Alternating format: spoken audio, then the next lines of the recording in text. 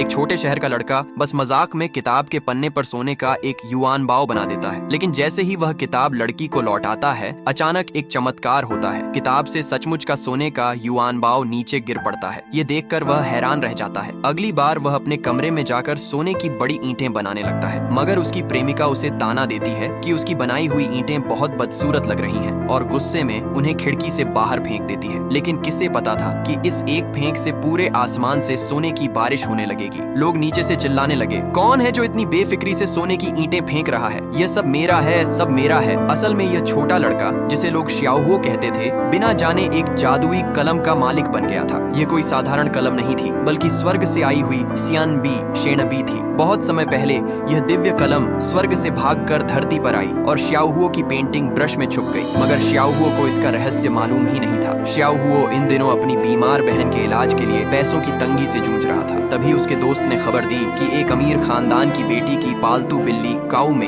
में खो गई है। जो भी उसकी तस्वीर ठीक से बना सके, उसे इनाम में 10 लाख युआन मिलेंगे। ये सुनते ही श्याओहुओ के मन में उम्मीद जागी कि अगर वह यह पेंटिंग बना पाए तो अपनी बहन का इलाज करवा सकेगा। वह तुरंत उस अमीर लड़की सुदा शाओजाई के घर पहुंच गया। वहां जब उसने देखा कि आसपास कोई नहीं है, तो उसका मन फिर से चित्रकारी करने को मचल उठा। उसने काओ मेई की तस्वीर में पहने हुए सोने का लॉकेट बनाना शुरू कर दिया। लेकिन तभी अचानक सुदाजियाओ और उसका वफादार नौकर अंदर आ गए। घबराकर श्याओहुओ वहां से भाग निकला। जब सुदाजियाओ ने उस चित्र को देखा तो चौंक गई, क्योंकि तस्वीर से सचमुच का सोने का लॉकेट बाहर निकल आया था और वह लॉकेट बिल्कुल वैसा ही था जैसा उसने अपनी बिल्ली काओ मेई के लिए खरीदा था। यह देखकर वह समझ गई कि किसी ने उसकी पेंटिंग पर चियानबीस का इस्तेमाल किया है। उधर श्याओहुओ प्रतियोगिता वाले हॉल में पहुंचा, जहां कई कलाकार काओ मेई की तस्वीर बनाने आए थे। यहीं उसकी नजर अपनी पूर्व प्रेमिका पर पड़ी, जो अपने नए प्रेमी के साथ आई थी और इनाम जीतने की लालच में शामिल हुई थी। जब नौकर ने पूछा कि पेंटिंग पर लॉकेट किसने बनाया, तो सबकी नजर श्याओहुओ पर गई। श्याओहुओ हैरान था कि उसकी बचकानी सी ड्राइंग को कैसे पसंद किया गया। तभी उसकी पूर्व प्रेमिका का नया प्रेमी आगे बढ़कर झूठ बोलने लगा कि यह लॉकेट उसी ने बनाया है। अपनी बात साबित करने के लिए उसने वहीं ब्रश उठाया और पेंटिंग बनाने लगा, मगर कुछ ही देर बाद असली सच सामने आ गया।